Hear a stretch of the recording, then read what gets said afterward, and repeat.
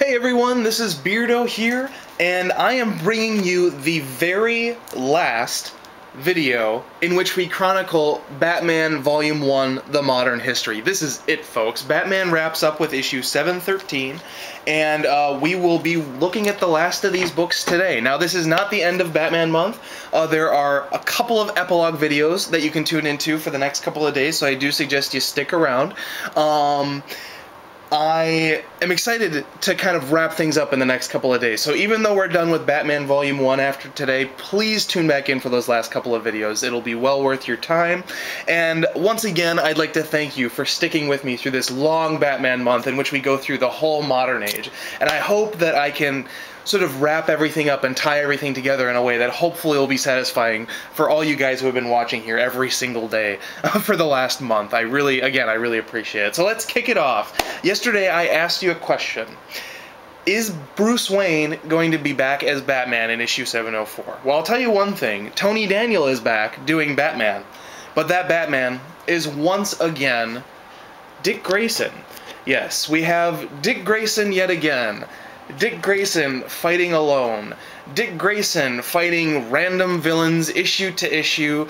There's an element of story arc to these, but not really.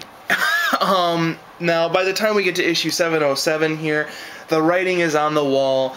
New 52 has pretty much been announced. If it wasn't announced by 707, 708, it was definitely announced by around 709. And you do have, you know, sort of those filler writers coming in. This is actually by David Hine and Gilliam March. And, you know, we had Azrael coming in. Again, not a whole lot specific to say.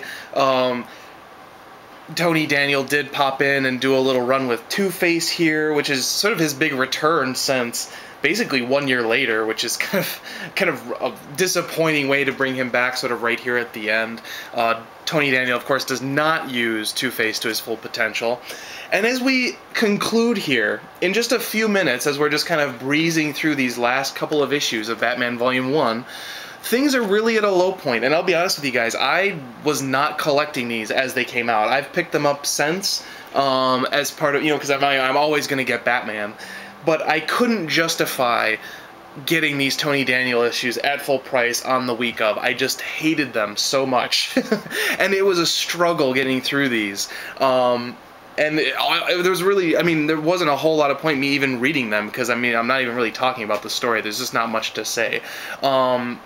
As interesting as Dick Grayson is as Batman, the way Grant Morrison set it up, Tony Daniel just did not deliver anything particularly satisfying with the character in the Batman title. And I really wish that they had kept the Batman title as a Bruce Wayne title.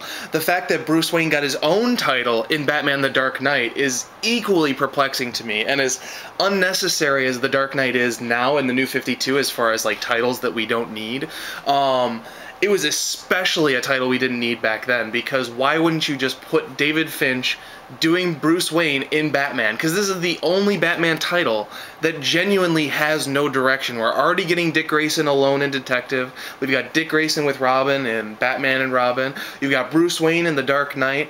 And Batman, you just got more Dick Grayson and not very good storytelling. Like, it's really sad. And, as we conclude in just this very last sort of farewell issue with 713, things are really at a low point. We've seen lots of highs, we've seen lots of lows, but unfortunately Batman Volume 1 really left things pretty lackluster, very much on a low point. At least with 713, we did get Bruce Wayne back as Batman briefly, just kind of as a guest appearance. As you can see, we've got sort of the major figures of the Batman family. You've got Dick Grayson as Batman, Bruce Wayne as Batman again. That's another confusing thing that came out of having Dick Grayson as Batman while Bruce Wayne was still back under the cowl.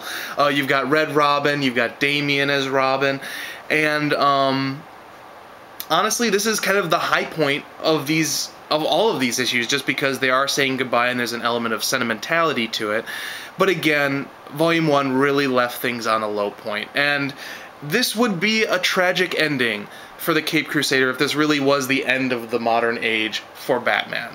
But we do have one final stack of Batman books to go over. And this is not really, I don't consider the New 52 part of the modern age. I feel like we're in the digital age of comics, because things really are changing towards a digital format. From both DC and Marvel. Both DC and Marvel have rebooted their characters, they've changed origins, and there's been a lot of, for me, signs that we're in a new age of comics. But I don't want to leave things on this note. So whether this is the digital age or the modern age, we will be bringing in the beginning of Batman Volume 2, just to wrap things up and leave things on a high note. So I hope you join me tomorrow, and I promise this is the low point for which we will spectacularly recover. And tune in again tomorrow for the saving grace that is Scott Snyder. Alright, see you guys later. Bye.